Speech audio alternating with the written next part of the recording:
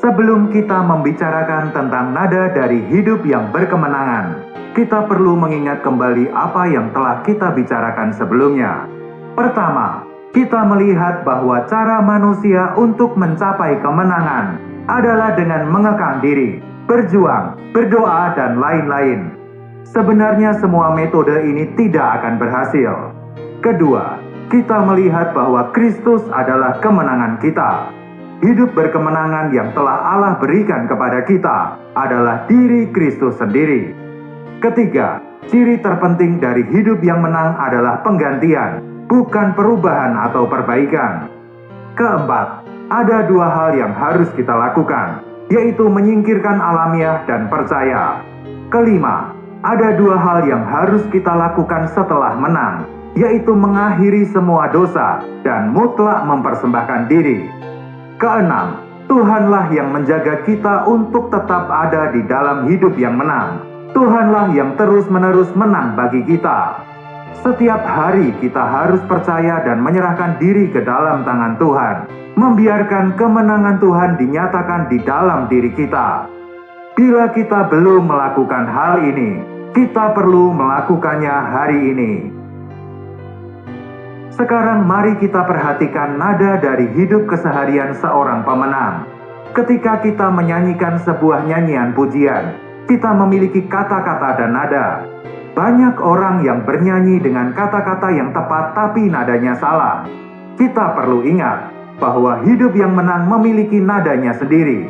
Setelah seseorang melewati gerbang kemenangan, tanpa membawa nada kemenangan bersamanya, dia tidak dapat menang setiap hari. Hanya ada satu nada untuk hidup yang menang. Jenis kemenangan yang ada di dalam Alkitab adalah yang membuat kita lebih daripada orang-orang yang menang. Ini bukanlah sesuatu yang membuat kita sekedar menang. Banyak orang Kristen yang hanya sekedar menang. Kemenangan mereka bukanlah kemenangan yang membuat mereka lebih daripada pemenang. Kemenangan seperti itu bukanlah kemenangan yang sejati. Keselamatan dan kemenangan adalah kata yang sama dalam bahasa Ibrani.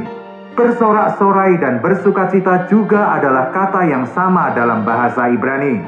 Oleh karena itu, Mazmur pasal 20 ayat 6 menuliskan, "Kami mau bersorak-sorai tentang kemenangan-Mu dan mengangkat panji-panji demi nama Allah kita. Kiranya Tuhan memenuhi segala permintaan-Mu." Ayat ini juga dapat diterjemahkan, "Kami bersukacita dalam kemenangan-Mu." Apa perbedaan antara kemenangan dan bersorak-sorai untuk kemenangan? Misalkan ada dua kelompok siswa bermain bola dan salah satu tim menang. Teman-teman lain yang di pinggir lapangan bersorak-sorai karena kemenangan tim itu. Yang menang adalah murid yang bermain bola. Teman-teman sekelasnya belum menang, tetapi mereka dapat bersorak-sorai di dalam kemenangan. Kemenangan adalah milik Kristus, bukan hasil usaha kita. Tapi kita bertanggung jawab untuk bersorak-sorai dalam kemenangan.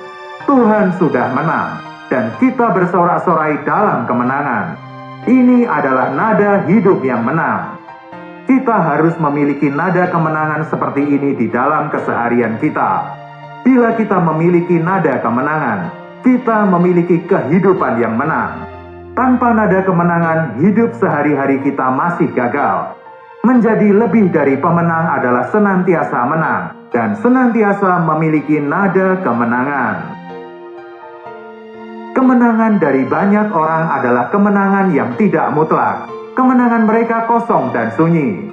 Misalkan ketika orang lain mencela kita, mungkin kita bisa untuk tidak bereaksi dan menutup mulut.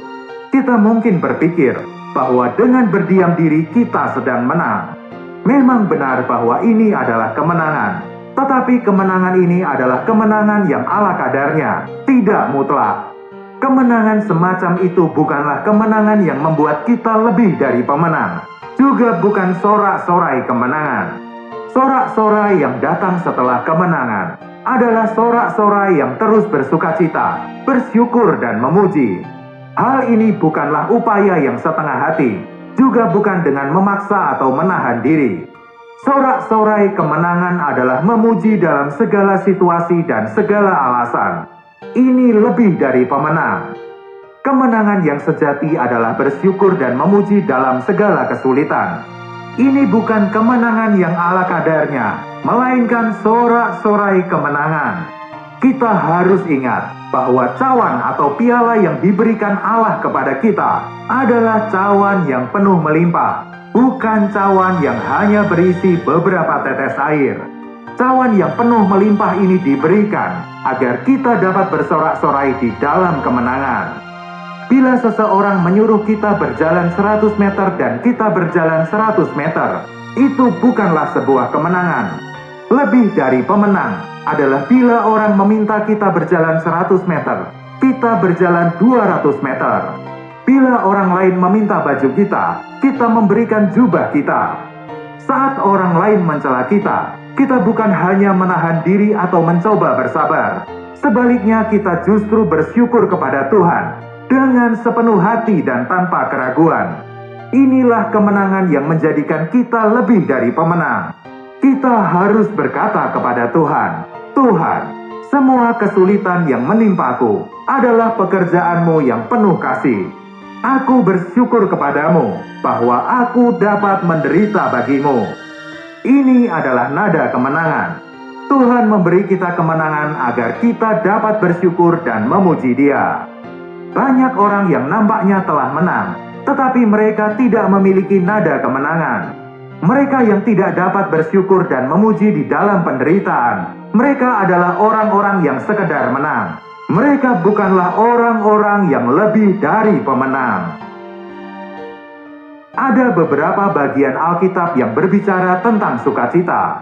Injil Matius pasal 5 ayat 11-12 menuliskan, "Berbahagialah kamu jika karena aku kamu dicela dan dianiaya, dan kepadamu difitnahkan segala yang jahat. Bersukacitalah dan bergembiralah, karena upahmu besar di surga. Sebab demikian juga telah dianiaya nabi-nabi yang sebelum kamu." Bersukacita dan bergembira berarti sangat bersukacita dan bergembira. Surat Yakobus pasal 1 ayat 2 menuliskan, "Saudara-saudaraku, anggaplah sebagai suatu kebahagiaan apabila kamu jatuh dalam berbagai-bagai pencobaan." Apa nada kita saat berada di tengah pencobaan? Yakobus menuliskan bahwa kita harus menganggap sebagai suatu kebahagiaan. Ini adalah kemenangan yang sesungguhnya. Seekor ikan harus berada di dalam air untuk dapat bertahan hidup. Begitu pula hidup yang menang hanya dapat bertahan di dalam situasi yang bersyukur dan memuji. Bila hal ini diletakkan di dalam atmosfer yang menderita, ia akan mati. Tiap kali hati kita kehilangan ucapan syukur dan pujian, kita kehilangan kemenangan. Surat Filipi pasal 4 ayat 4 menuliskan bahwa kita harus senantiasa bersukacita. Sukacita perjanjian baru adalah sukacita yang senantiasa, bukan yang sesekali. Setiap kali kita kehilangan sukacita, kita kehilangan kemenangan. Orang percaya harus bersukacita dalam segala keadaan dan selalu dipenuhi dengan ucapan syukur serta pujian. Banyak orang tidak memiliki senyum di wajah mereka. Ini adalah ekspresi dari tidak adanya sukacita. Pada suatu kesempatan, Paulus dan Silas dipukuli dan dipenjara. Namun mereka masih bisa menyanyi memuji Allah. Ucapan syukur dan pujian mereka mengguncang bumi dan menggetarkan penjara. Inilah kemenangan yang diinginkan Tuhan. Tuhan ingin mendengar nyanyian kita di tengah malam yang gelap, karena Tuhan tahu bahwa matahari terbit hanya beberapa jam lagi. 1 Tesalonika pasal 5 ayat 18 menuliskan bahwa kita harus mengucap syukur dalam segala hal. Kita harus memiliki kebiasaan mengucap syukur dalam hal apapun yang terjadi, baik itu kecil atau besar, hal baik ataupun buruk. Kita harus bersyukur. Ada seorang penjaga palang pintu kereta api. Suatu hari karena kelalaiannya, salah satu kakinya tergilas kereta api dan terpotong. Ketika dia berada di rumah sakit, dia ditanya tentang perasaannya. Dia berkata, "Syukur dan puji Tuhan." Ketika ditanya, Mengapa dia bisa bersyukur dan memuji padahal kakinya hilang? Dia menjawab, "Saya tidak memikirkan kaki yang hilang. Saya memikirkan kaki yang masih ada." Ini adalah nada kemenangan. Nada kemenangan adalah sesuatu yang menyebabkan diri kita bersyukur dan memuji di tengah-tengah pencobaan. Hati kita harus berserah kepada Tuhan. Kita harus menerima apapun yang Tuhan berikan dengan sukacita. Dan kita harus bersandar pada kehendak-Nya.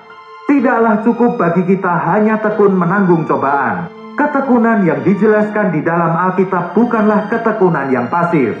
Kolose pasal 1 ayat 11 menuliskan bahwa kita dikuatkan dengan segala kekuatan untuk menanggung segala sesuatu dengan tekun dan sabar. Jenis ketekunan yang dipertahankan melalui mengertak gigi tidak berguna bagi siapapun. Ketekunan yang menang adalah yang bertahan dengan sukacita, dan hanya mereka yang rela menerima kehendak Tuhan yang dapat tekun menderita dengan sukacita. Ucapan syukur dan pujian adalah nada kemenangan, juga merupakan jalan menuju kemenangan. 2 Tawarikh pasal 20 ayat 21-22 menceritakan tentang bangsa Israel yang mengalahkan musuh melalui pujian.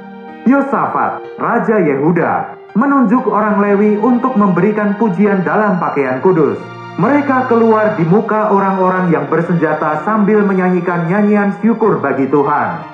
Mereka tidak mengenakan baju besi atau membawa senjata. Di satu sisi, mereka harus berjuang. Tetapi di sisi lain, kemenangan itu bukanlah milik mereka. Mereka berjuang dari sebuah landasan kemenangan. Pertama mereka menang, baru kemudian mereka berjuang. Ini adalah kemenangan yang sejati. Berjuang dan kemudian menang bukanlah kemenangan, melainkan kekalahan. Kita percaya dulu bahwa kita telah menang, kemudian baru kita maju berperang. Kita tidak berperang untuk mengalahkan. Alkitab mengatakan bahwa kita berjuang karena kita telah menang. Bila kita nampak perkara ini, kita akan tahu bagaimana menerapkan fakta ini. Saat godaan datang kepada kita, bila kita memandang bahwa Tuhan adalah kemenangan kita dan bahwa Tuhan sudah menang, bila kita berperang atas dasar fakta ini, kita akan bersorak-sorai untuk kemenangan. Kemenangan yang sejati adalah mengerti bahwa kita telah menang, baru kemudian pergi berperang atas dasar pengenalan itu. Kita mengalahkan musuh melalui pujian dan ucapan syukur. Begitu kita bersyukur dan memuji, musuh segera pergi. Ketika kita percaya pada firman Tuhan, kita bisa memuji. Setiap kali kita memiliki iman, kita dapat menang dan menyanyikan pujian bagi Tuhan. Kita harus belajar bersyukur dan memuji Tuhan tanpa henti. Kita tidak seharusnya mengubur ucapan syukur dan pujian kita. Bila kita senantiasa mengucap syukur dan memuji Tuhan, kita akan terus menjalani hidup yang berkemenangan. Tuhan memberkati.